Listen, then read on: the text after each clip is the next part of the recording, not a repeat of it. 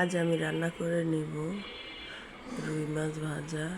এই যে রুই মাছগুলোকে কি সুন্দর করে ভাজি করেছি। এভাবে কিন্তু রুই মাছ ভাজা করলে খেতে কিন্তু অনেক টেস্ট। এভাবে রুই মাছ ভাজা করলে কিন্তু খেতে দারুণ মজা। এই যে আমি এখানে মাছগুলোকে ভালো করে 3 বার ধুয়ে নিয়েছি। এখানে পেটের মাছ আছে, লেঞ্জা আছে, তারপরে পিঠের মাছ আছে। এখানে হলুদ, লবণ, মরিচ দিয়ে এগুলোকে ভালো করে মাখিয়ে নিব। হ্যালো এভরিওয়ান, সবাই কেমন আছেন? আমি Tanjum cooking, back to my channel. আসসালামু আলাইকুম। মাছগুলোর মধ্যে ভালো করে হলুদ, লবণ, মরিচটাকে মাখিয়ে নিতে হবে, তাহলে কিন্তু মাছ ভাজাটা খেতে অনেক টেস্ট হবে।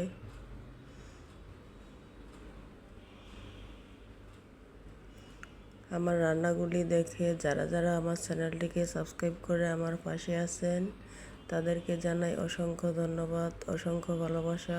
আমার পক্ষ থেকে অসংখ্য দোয়া আপনাদের জন্য। রান্না করতে চলে আসলাম রান্নাঘরে। চুলায় একটি প্যান বসিয়ে পরিমাণ মতো তেল দিয়ে দিব। তেলটাকে এবার প্যানের গায়ে ভালো করে মাখিয়ে নিব।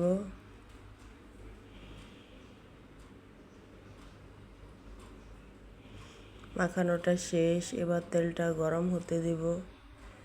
গরম হয়ে আসলে এরপরে দিয়ে দিব মাছগুলো। যারা যারা আমার রান্নাগুলো দেখেন কিন্তু আমার চ্যানেলটিকে সাবস্ক্রাইব করে আমার পাশে থাকেন না, প্লিজ আমার চ্যানেলটিকে সাবস্ক্রাইব করে আমার পাশে থাকবেন। এবার মাছগুলোকে এক এক করে দিয়ে দিব। আপনারা আমার রান্নাগুলি দেখেন ঠিকই, কিন্তু লাইক করতে ভুলে যান। আপনাদের প্রতি অনুরোধ রইল একটি লাইক দিয়ে দিবেন।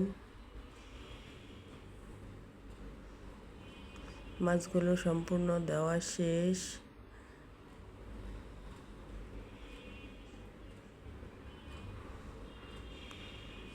মাছগুলোর 1 পিঠ ভাজা হয়ে গেছে, আমি আরেক পিঠ করে দিব।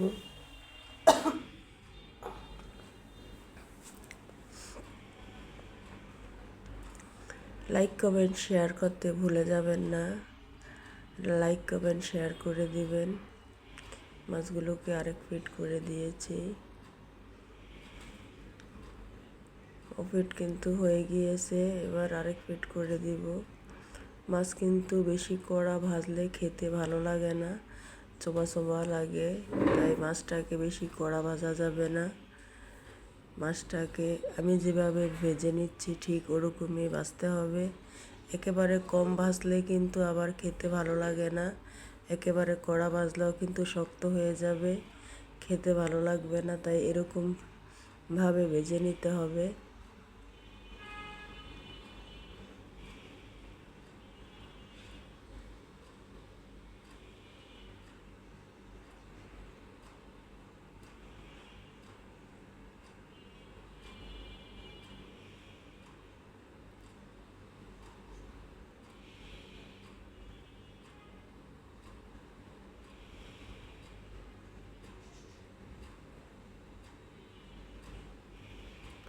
মাছগুলোকে আবার ওপিট করে দিচ্ছি।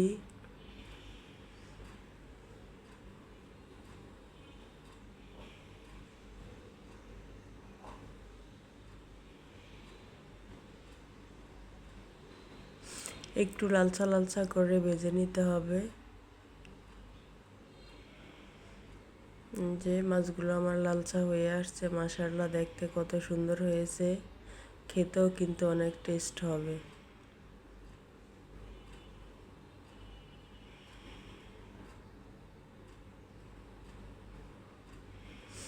যে যেখানে বসে আমার রান্নাগুলো দেখেন, সবাই ভালো থাকবেন, সুস্থ থাকবেন।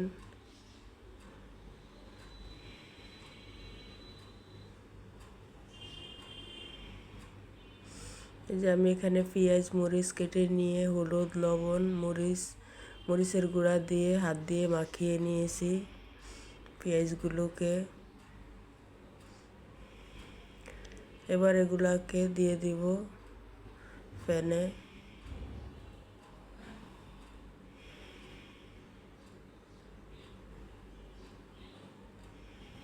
দিয়ে দিব পরিমাণ মতো সাদা সয়াবিন তেল।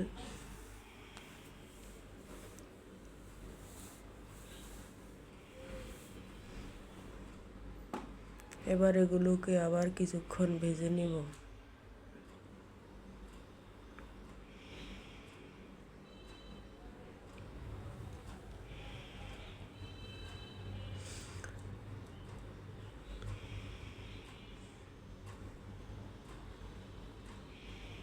এখানে কিন্তু কোনো রকম পানি অ্যাড করি নাই আমি। এখানে কিন্তু কোনো রকম পানি অ্যাড করা যাবে না, এতেই কিন্তু পেঁয়াজগুলো ভাজা ভাজা হয়ে যাবে তেলের মধ্যেই। এই যে পেঁয়াজের কালারটা চেঞ্জ হয়ে গেছে। এবার দিয়ে দিব আমি এখানে জিরার গুঁড়ো। এখানে আমি ধনেপাতাটা দিলাম না, কারণ আমার বাসায় ধনেপাতা ছিল না, তাই আমি ধনেপাতার পরিবর্তে জিরার গুঁড়োটা দিয়ে দিলাম। আপনারা চাইলে কিন্তু ধনেপাতাটাও দিতে পারেন।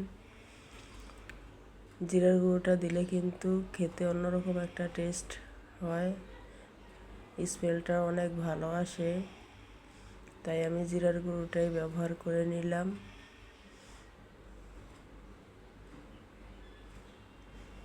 এবার আমি ভেজে রাখা মাছগুলোকে দিয়ে দিব।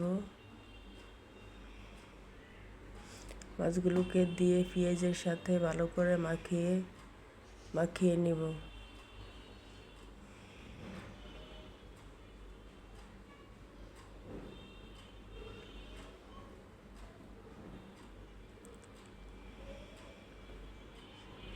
আমার রান্নাটা ছিল আজ এই পর্যন্তই। আগামী অন্য কোনো রান্না নিয়ে আপনাদের সাথে দেখা হবে। সেই পর্যন্ত সবাই ভালো থাকবেন, সুস্থ থাকবেন। আল্লাহ হাফেজ। আসসালামু আলাইকুম।